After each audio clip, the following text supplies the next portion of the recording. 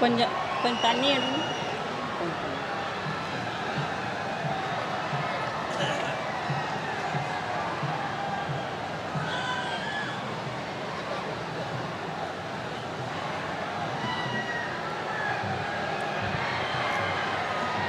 எமது மதிப்பிற்குரிய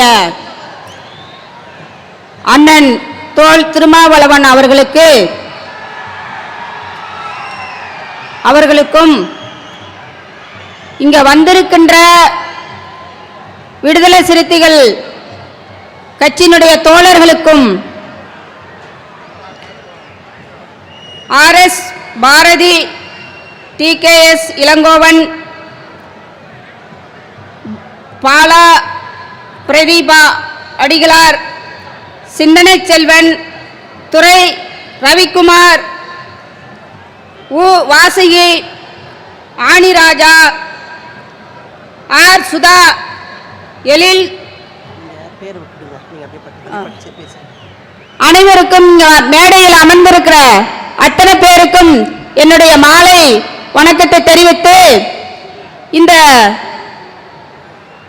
மதி ஒழிப்பு மகளிர் மாநாட்டில் பேசுவதற்கு எங்கள் அண்ணன் முத்தமிழர் இளம்புயல் திரு வேல்முருகன் அவர்களுடைய ஆணையின்படி இந்த மதுவுக்காக நிச்சயமா பேச வேண்டும் என்ற ஒரு எண்ணத்தோடு இன்று இந்த மேடையில் மதுவை பற்றி பேசுவதற்கு உங்கள் முன்னாடி வந்திருக்கின்றேன்.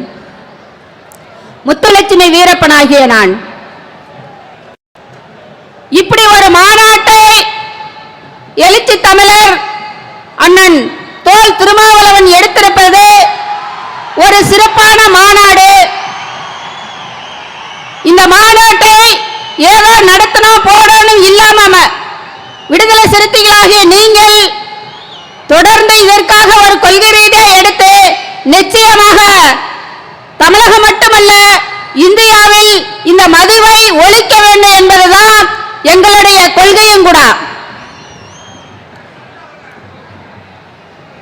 இன்றைக்கு படிக்கின்ற இளைஞர்கள் பள்ளிக்கு செல்லும் காலத்தில் மதுக்கடையில் போய் நின்று கொண்டு மதுவை அருந்த வேண்டிய சூழலுக்கு தள்ளப்பட்டிருக்கிறது இன்றைக்கு இளைஞர்களுடைய சமூகம். இங்கு நாம மத சண்டை சாதி சண்டை என்று போட்டுக்கொண்டு ஒரு வாழ்வதற்கு ஒரு கொள்கை அடிப்படையான வாழ்க்கை வாழ்வாதாரத்தை தேடாமல் மது என்ற ஒரு போதைக்கு அடிமையாகி இளைய சமூகம் இப்படி சித்திரவதைப்பட்டுக் கொண்டிருப்பதை மத்திய அரசும் மாநில அரசும் அண்ணன் தோல் திருமாவளவன் அவர்கள் எடுத்திருக்கின்ற இந்த மாநாட்டுக்கு ஒரு நல்ல கவனத்தை செலுத்தி வருங்காலத்தில் இந்த மதுவை ஒழிக்க வேண்டும் என்பதை இந்த கூட்டத்தின் வாயிலாக நாங்கள் கேட்டுக்கொண்டு கொள்கிறேன். என் கணவர் காட்டிலே இருந்தாலும் கூட ஒரு பீடி சிகரெட் மதுவுக்கு அடிமையாகாமல் இருந்ததால் தான் 36 வருஷம் காட்டிலே காவல்துறைக்கு கண்ணில் விரலை விட்டு ஆட்டிக் கொண்டிருந்தார். அதுபோல தமிழகத்தில் இருக்கின்ற இளைஞர்கள் நீங்கள் படிக்க வேண்டும், நல்ல வேலைக்கு செல்ல வேண்டும். மதுவை முதல்ல குடிப்பதை நீங்கள் நிறுத்துங்கள். நிச்சயமா சாராயம் காசுவதை நிறுத்துவார்கள். இளைஞர்களாகி நீங்கள் குடிப்பதை நிறுத்துங்கள்.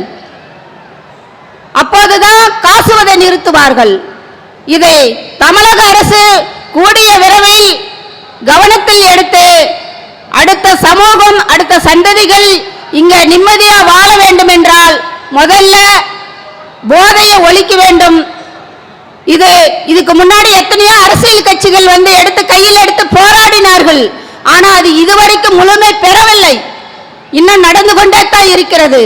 அரசும் அதன் மீது கவனம் செலுத்தவில்லை. குடிக்க அடிமையானவர்கள் உங்களையும் திருத்த முடியவில்லை. இன்னைக்கு இத்தனை பெண்கள் வந்திருக்கிறார்கள். மகளிர் இன்னைக்கு பாத்தீங்கன்னால் கணவன் 500 ரூபாய் சம்பாதிச்சிட்டு வந்தா அதுல 300 ரூபாய்க்கு குடிச்சு விட்டு 200 ரூபாய் வீட்டுக்கு கொடுத்தா எப்படி ஒரு குழந்தைய பள்ளியில் சேர்த்து படிக்க வைப்பது? அப்பா குடிச்சாருன்னா குழந்தையிலிருந்து அந்த குழந்தை பார்த்து வளருகிற போது அந்த குழந்தைய மறுபடி குடிக்காரனா மாறுவதற்கு இங்க வழிவகுத்து கொண்டிருக்கிறீர்களே அன்பு சகோதரர்களே சகோதரிகளே, நீங்கள் எல்லாம் தயவு செய்து போதைக்கு அடிமையாகாமல் தயவு செய்து நீங்கள் எல்லாம் சிந்தித்து செயல்பட வேண்டும். தமிழ்நாட்டில் மட்டுமல்ல, இந்தியாவிலேயே போதையை ஒழிக்க வேண்டும். இது தமிழக அரசும் தமிழ்நாட்டில் மெயினா இங்க குடிப்பதே பாத்தீங்கன்னா 2 சமூகம் அதிகமாக குடிக்கிறது. ஒன்று வன்னியர் சமூகம், ஒன்று தலித்துகள். இந்த 2 சமூகம் தான் பெரும்பான்மையான மக்கள் இருக்கிறார்கள். இந்த 2 சமூகம் தான் குடிக்கு மிக மிக அதிகமாக போதைக்கு அடிமையாகி இந்த சமூகம் அழிந்து கொண்டு இருக்கிறது. மற்ற சமூகமும் அருந்துறாங்க. ஆனா மற்ற சமூக மக்கள் பாப்புலேஷன் கம்மி என்பதால் அவர்கள் குடிப்பதும் கம்மியாக இருக்கிறது. நிச்சயமா நீங்கள் எல்லாம் நன்கு திருந்த வேண்டும். எதிர்காலத்திலே நல்ல ஒரு படித்து வேலை வாய்ப்பை தேடி நிம்மதியா வாழ வேண்டும். மேலே நாடுகள்ல தான் போதை இல்லாம அவர்களால வாழ முடியாது. ஒரு போதை பொருள் மனநோய்க்கு, மனதுக்கு ஒரு பிரச்சனை ஒரு கஷ்டம் வரும்போது அவர்களால மனநோயை தீர்ப்பதற்கு மேலை நாடுகள் தான் இந்த போதையை பயன்படுத்தினார்கள். ஆனா நம்ம நாட்டில் அப்படி இல்லை. இத காலப்போக்கில் இப்படி உங்களை எல்லாம் குடிக்காரரா ஆக்கி விட்டார்கள். அதாவது நீங்க மேலை நாடுகள் மனப்பிரச்சனைக்கு குடிப்பதை விட்டுவிட்டு இனி மனப்பிரச்சனை எப்படி போக்கி நிம்மதியா ஒரு குடும்பத்தோடு வாழுவது என்பதை நீங்கள் உணர வேண்டும். என் அன்பு சகோதரர்களே, பெண்களை விதவைகள் ஆக்குறீங்க. சின்ன வயது பெண்ணாக இருக்கிறா, 2 குழந்தை பெற்று விட்டால் குடிச்சு குடிச்சு சீக்கிரம் இறந்து விடுறாங்க. கணவனை இழந்து இத விதவைகளாக லட்சோப லட்சம் மகளிர் இன்னைக்கு விதவையாக தமிழகத்தில் இருக்கிறார்கள் கஷ்டப்பட்டு கொண்டு. அந்த குழந்தைகளை படிக்க வைக்க முடிவதில்ல. அந்த குழந்தைகளை பள்ளிக்கு கொண்டு போய் சேர்ப்பதற்கு கஷ்டப்பட்டு கூலி வேலை செய்து அந்த பெண்ணை தனியாக இந்த சமூகத்தில் எவ்வளவு போராடி தன்னுடைய குழந்தைய ஒரு படிக்க வைத்து மேலே கொண்டு வருமேனால் அந்த பெண் எவ்வளவு கஷ்டப்படுகிறாள் என்பது